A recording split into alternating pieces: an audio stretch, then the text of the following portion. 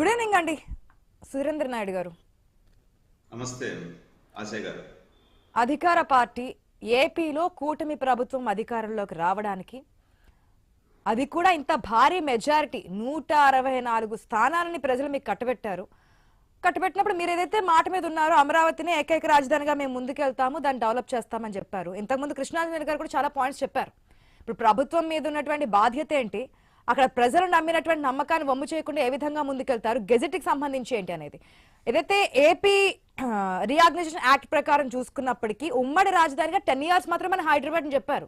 ఆ తర్వాత మొన్న కూడా చెప్పారు హైదరాబాద్ 10 years పాటు చెప్పారు కదా, ఎందుకు హడావిడి ఇక్కడికి వచ్చి చేశారని చెప్పి వైసీపీ నాయకులు చేసిన స్టేట్మెంట్స్ లో ఒక భాగం. అయితే 10 years పాటే చెప్పారు, ఆ తర్వాతైనా మనం ఇక్కడ రాజధాని నిర్మించుకోవాల్సిందే.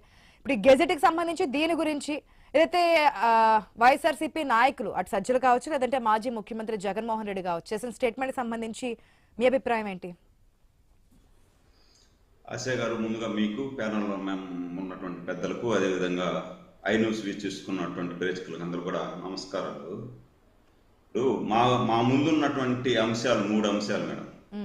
ఒకటి వచ్చి మమ్మల్ని నమ్మి 33,000 ఎకరాలు ప్రజలు ఈ ఆంధ్రప్రదేశ్కి రాజధాని ఉండాలి, ఆ రాజధాని కూడా అద్భుతమైనటువంటి రాజధాని ఉండాలి, ఏదైతే భావితరాల భవిష్యత్తు ఈ రాజధాని మీద ఆధారపడి ఉంటుంది కాబట్టి మనకు తరతరాల నుండి మనకు సంక్రమించినటువంటి భూముల్ని మనం రాజధాని కోసం ఇస్తున్నాం, గర్వంగా ఇస్తాం అని చెప్పి 33,000 ఎకరాలు ఇచ్చినటువంటి రైతులని కంటికి రెప్పలాగా కాపాడుకుంటూ ఏదైతే మేము ఇచ్చిన వాగ్దానం ప్రకారం ఆ రాజధానిలో అద్భుతమైనటువంటి డెవలప్మెంట్ తయారు చేసి డెవలప్మెంట్ చేసినటువంటి ప్లాట్లు ఏదైతే వాళ్ళు మమ్మల్ని నమ్మి ఇచ్చారో ఆ నమ్మకాన్ని ఒమ్ముగా చేయకుండా వాళ్ళు కూడా మనం భూములు ఇచ్చాం, ఈ భూములు డెవలప్ చేసి చాలా బాగా అభివృద్ధి చేసి మంచి విలువైన భూముల్ని మాకు కూటమి ప్రభుత్వం ఇచ్చింది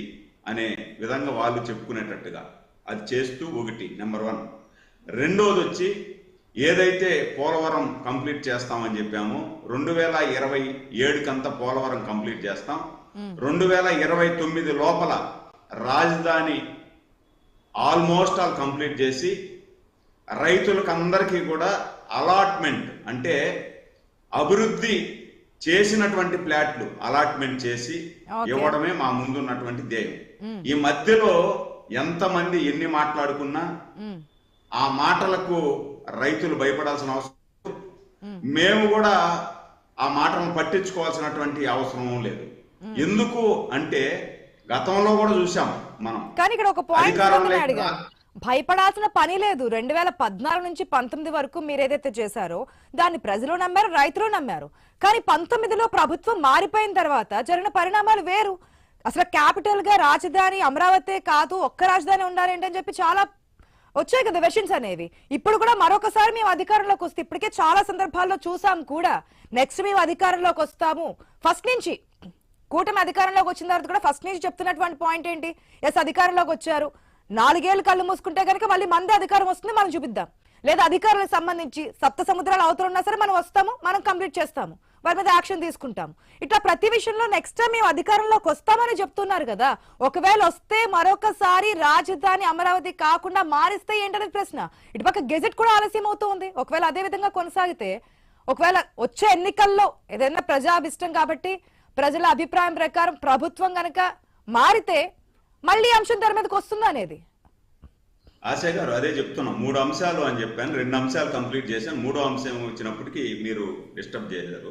3వ అంశం అదే ప్రధాన అజెండా, ఒకే రాజధాని, అది అమరావతి ఉండాలని చెప్పి గెజిటర్లు పెట్టి దాన్ని బిల్లు రూపంలో ఈ రాజధాని ఇక్కడే ఉండాలా, ఇదే రాజధాని అని చెప్పి చేసేదానికే ప్రయత్నం. ఖచ్చితంగా నెక్స్ట్ పార్లమెంట్ సమావేశాల్లో అది కూడా ఖచ్చితంగా చేసి మేము రైతుల రుణం తీర్చుకుంటాం. ఒకటి, ఈరోజు ఇందాక వైసీపీ నాయకులు మాట్లాడుతూ ఒక మాట కూడా మాట్లాడారు. జగన్మోహన్ రెడ్డి గారు, సజ్జల రామకృష్ణారెడ్డి గారు చెప్తున్నారు, ముందు మీకు భూములు ఇచ్చినటువంటి రైతుల నమ్మకం కల్పించండి అని చెప్పి.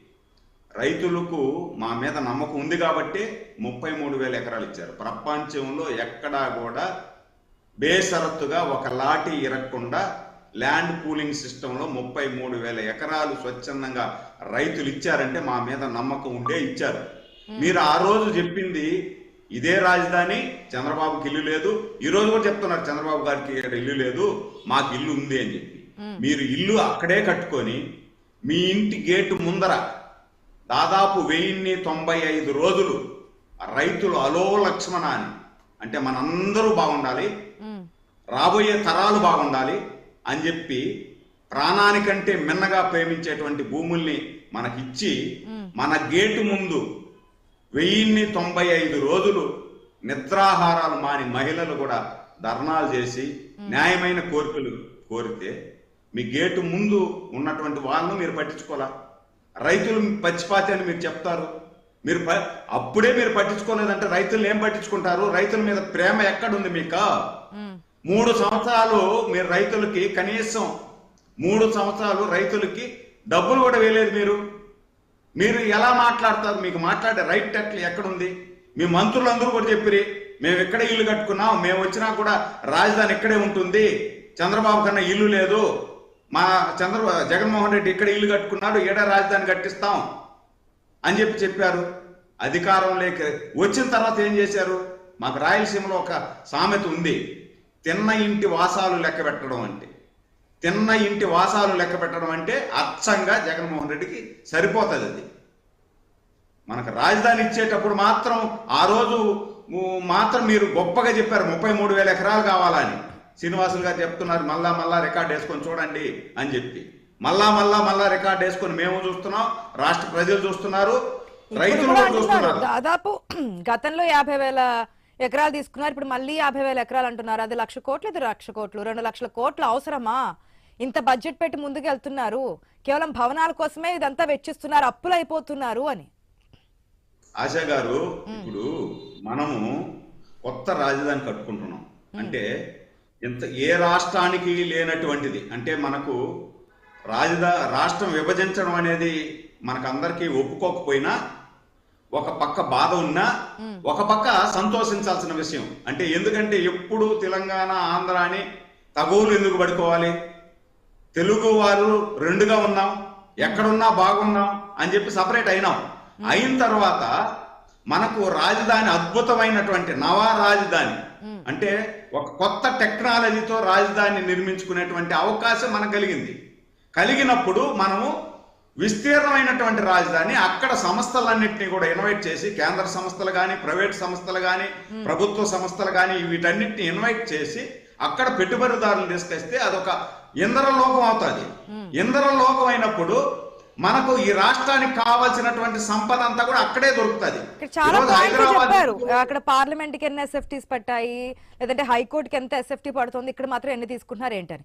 ఇంకొక స్టేట్మెంట్ కూడా చెప్పారు సజ్జల రామకృష్ణారెడ్డి, అమరావతి అనేది మదర్ ఆఫ్ ఆల్ స్కామ్స్ అని. ఇప్పుడు సజ్జల రామకృష్ణారెడ్డి ఆ మాదిరి మాట్లాడుతున్నారు, ఆ మాదిరి మాట్లాడినారు కాబట్టి వాళ్ళు 151 ఉన్నోళ్ళు 11 పడినారు మేడం. మళ్ళా ఆ మాదిరి మాట్లాడుకుంటే ఇందాక పెద్దలు కృష్ణాంజనేయులు గారు చెప్పినట్టు మేము సంతోషపడాలంతే, మేము బాధపడాల్సిన అవసరం లేదు. ఎందుకంటే ఆయన ఇంకా ఆ విధంగా మాట్లాడుతూ ఉండాలి. వాళ్ళు ఎప్పుడు ఇంకా అదే విధంగా రెచ్చగొట్టే విధంగా మాట్లాడుతూ ఉంటే మా విజయం నల్లేరు మీద నడకవుతుంది. వాళ్ళు కూడా మేము రాజధాని ఇదే అమరావతిలోనే ఉంటుంది, మేము అప్పుడు 3 అనుకున్నాము, ఇప్పుడు వద్దు, ప్రజల అభిప్రాయ ప్రకారం మేము మైండ్ సెట్ మార్చుకున్నాం, ఇదే రాజధాని ఉంటుంది, దీన్ని కొనసాగిస్తామంటేనే మాకు కొంచెం ఇబ్బంది, కొన్ని సీట్లు తగ్గిపోతాయి. వాళ్ళు అదే విధంగా ఉంటే ఈ సీట్లు అట్టే కొనసాగుతాయి. ఆ విధంగానే ఉండాలని నేను కూడా కోరుకుంటున్నా. ఎంతసేపు వాళ్ళు రెచ్చగొట్టుతూనే ఉండాలా?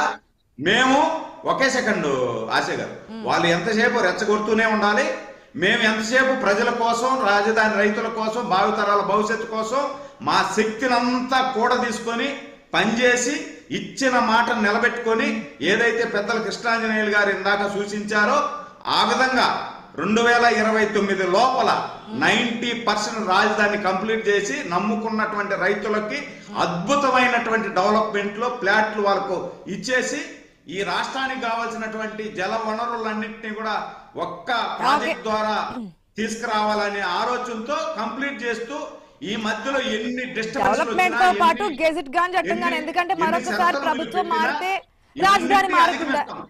ఎస్